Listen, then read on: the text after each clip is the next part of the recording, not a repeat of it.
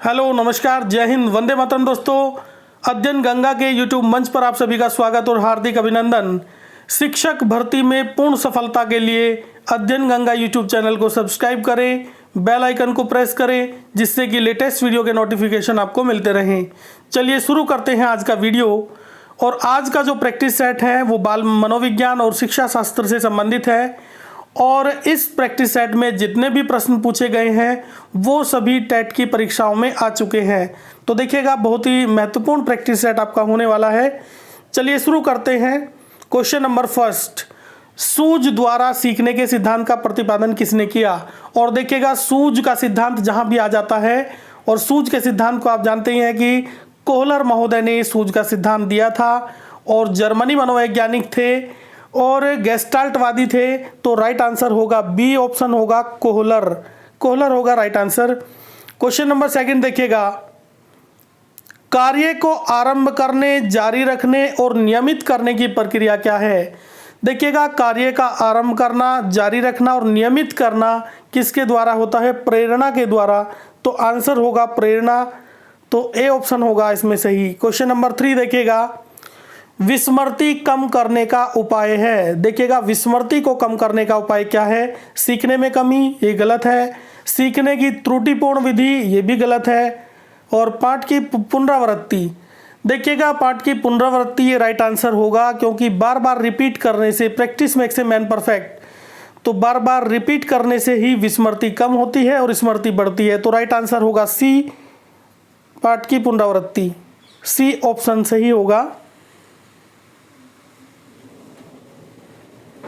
आगे चलते हैं। क्वेश्चन नंबर नेक्स्ट, क्रोध व भय प्रकार हैं। देखिए, क्रोध व भय किसके प्रकार हैं? और क्रोध व भय दोनों ही संवेग है। तो राइट आंसर होगा संवेग, और ऑप्शन बी सही होगा।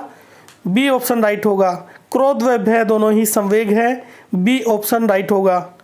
क्वेश्चन नंबर 5 देखिएगा, दूसरे व्यक्ति के बाह्य व्यवहार की नकल करना क्या कहलाता है? देखिएगा, किसी की नकल करना, किसी व्यक्ति को के बाह्य व्यवहार को देख के उसकी नकल करना कहलाता है अनुकरण। तो देखिएगा, राइट आंसर हो जाएगा अनुकरण। बी ऑप्शन राइट होगा। क्वेश्चन नंबर 6 देखिएगा, यदि पूर्व ज्ञान व अनुभव नए प्रकार के सीखने में सहायता करते हैं तो उसे क्या कहते हैं?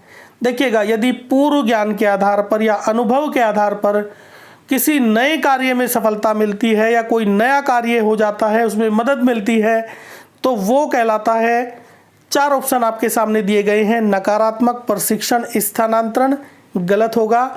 सकारात्मक प्रशिक्षण स्थानांतरण ये बिल्कुल राइट होगा, क्योंकि यदि पूर्व ज्ञान के आधार पर नए ज्ञान में या नए कार्य में सीखने में सहायता मिलती है तो वो सकारात्मक प्रशिक्षण स्थानांतरण कहलाता है, और यही राइट आंसर होगा बी।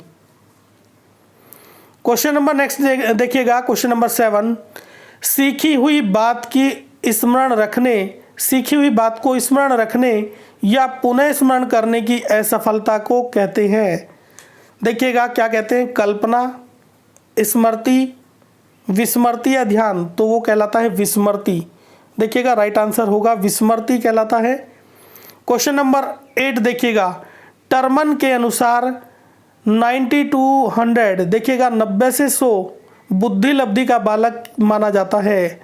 तो 90 से 100 बुद्धि लब्धि वाला बालक की बुद्धि कैसी मानी जाती है? वो सामान्य बुद्धि माना जाता है। ऑप्शन स्टार्टिंग का सही होगा, और यहाँ पे बी ऑप्शन लिखा हुआ है, ए नीचे और बी ऊपर। तो बी राइट आंसर होगा। यही राइट आंसर होगा, सामान्य बुद्धि। देखिएगा, 90 से 100 बुद्धि लब्धि वाला बालक माना जाता है सामान्य बुद्धि टर्मन महोदय के अनुसार। तो यही राइट आंसर होगा बी। क्वेश्चन नंबर 9 देखिएगा, सीखने से संबंध प्रतिक्रिया सिद्धांत में पावलोव ने प्रयोग किया। देखिएगा, सीखने के संबंध प्रतिक्रिया का जो सिद्धांत दिया था पावलोव महोदय ने, और पावलोव महोदय ने पावलोव महोदय ने, इवान पेट्रोविच पावलोव महोदय ने जो दिया था सिद्धांत, वो प्रयोग अपना किसके ऊपर किया था? उन्होंने बिल्ली के ऊपर किया था, कुत्ते के ऊपर किया था, बंदर पर या चूहे पर? और इन्होंने अपना प्रयोग किया था कुत्ते के ऊपर किया था। राइट आंसर होगा बी। क्वेश्चन नंबर 10 देखिएगा, मानव व्यक्तित्व के मनोलैंगिक विकास को निम्न में किसने महत्व दिया था? और ऑप्शन यहाँ पे कैमेनियस, हॉल, हॉलिंगवर्थ और फ्रायड। देखिएगा मनोविश्लेषण और मनोविश्लेषणवाद का सिद्धांत दिया था सिगमंड फ्रायड ने, तो यहाँ आंसर होगा, इसका आंसर भी होगा सिगमंड फ्रायड। राइट आंसर होगा D, Freud, Sigmund Freud. Question number next देखिएगा, मनोविज्ञान की प्रथम प्रयोगशाला किसने स्थापित की थी? और ये विलियम वुंट नामक मनोवैज्ञानिक ने स्थापित की थी। दुनिया में मनोविज्ञान की पहली प्रयोगशाला जर्मनी में स्थापित की थी विलियम वुंट ने, तो ऑप्शन ए ही सही होगा, W Wundt, William Wundt, W Wundt, तो ऑप्शन ए राइट होगा, डब्ल्यू वुंट। क्वेश्चन नंबर 12 चलिएगा, गेस्टाल्ट मनोविज्ञान की आधारशिला किसने रखी थी? और गेस्टाल्ट मनोविज्ञान की आधारशिला रखी थी मैक्स वर्दीमर ने, मैक्स वर्दीमर, राइट आंसर होगा बी ऑप्शन। क्वेश्चन नंबर 13 देखिएगा, संगणन सिद्धांत निम्न में से किससे संबंधित है? और संगणन सिद्धांत किससे संबंधित है? अधिगम से, अभिप्रेरणा से, स्मृति से, और संगणन सिद्धांत संबंधित है स्मृति से, ऑप्शन होगा सी राइट।